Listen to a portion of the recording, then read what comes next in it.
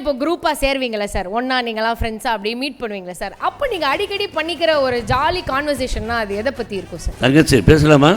S sir, சொல்லுங்கள் sir. అదొక ప్రేమ, ఒక ఆప్యాయత. అంత అన్నదమ్ముల కంటే కూడా స్నేహితుడు చాలా గొప్పవాడు. అప్పుడప్పుడు హాస్యంగా అలా మాట్లాడుకోవచ్చు. ఈ రోజున చాలా శుభదినం. భాగ్యరాజ గారు, మీ పిక్చర్స్ నేను ఎన్నో చూశాను. ఎవరైనా నేచురల్ అంటే ఒక మధ్యతరగతి కుటుంబంలో స్టోరీస్ తీసుకొని డైలాగ్ డెలివరీ ఒక different type of dialogue delivery చెబుతూ మీకంటూ ఒక పాత్వే నిర్మించుకుని ఒక దర్శకుడుగా, నిర్మాతగా, నటుడుగా, స్క్రీన్ ప్లే రైటర్గా, ఒక కథకుడుగా మీరు చేసిన పిక్చర్లు ఎన్నో విజయాలు సాధించాయి. ఆ రోజుల్లోనే మీరు 1984 మా బాబాయ్ శివాజీ గారితో మీరు యాక్ట్ చేశారు. అమ్మాయిలు జాగ్రత్త.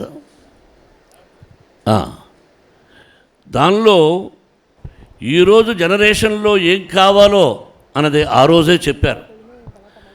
తను నలుగురు సిస్టర్స్ని తీసుకుని ఒక థియేటర్కి వచ్చి కూర్చుంటాడు. భాగ్యరాజ గారు యాజ్ ఎ హీరో.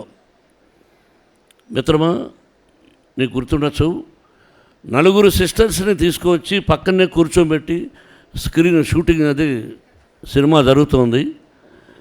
దానిలో ఒక విలన లేకపోతే ఇంకొక ఆర్టిస్టా రేప్ చేయడానికి ఇదే he's planning in the movie. తన సిస్టర్స్ ఎక్కడ ఆ దృశ్యం చూస్తారో, ఎక్కడ వాళ్ళు చూస్తారో అని చెప్పి గబక్కన లోపల పాకెట్లో నుంచి ₹1 అలా వేశాడు. ఒక ₹100 పడిపోయింది, చూడు చూడు అన్నారు. ఆ సీన్ జరుగుతూ ఉంది. సిస్టర్స్ కిందికి దిగి ఆ ₹1 కోసం ట్రై చేశారు. ఇతను చూశాడు, సీన్ అయిపోయింది. ఓకే, పోతే పోయింది, 50 పైసా అన్నాడు.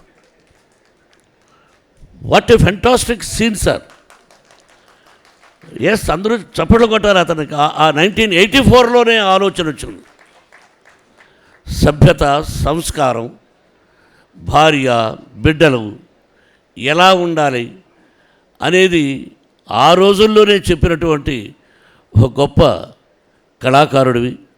ఈ రోజున నీ సభలో పాల్గొనడం, ఇక్కడ మిత్రులు, అలాగే అక్కడ నాకు స్నేహితులు ఉన్నారు, రాజేంద్ర గారు. ఎప్పుడు ఫోన్ చేసినా బాబు గారు అని. What a wonderful person. I very happy. ఎంతోమంది ఇక్కడ కళాకారులు ఉన్నారు. ప్రతి ఒక్కరికి నా హృదయపూర్వక నమస్కారాలు. చాలా సంతోషం ఈ రోజున.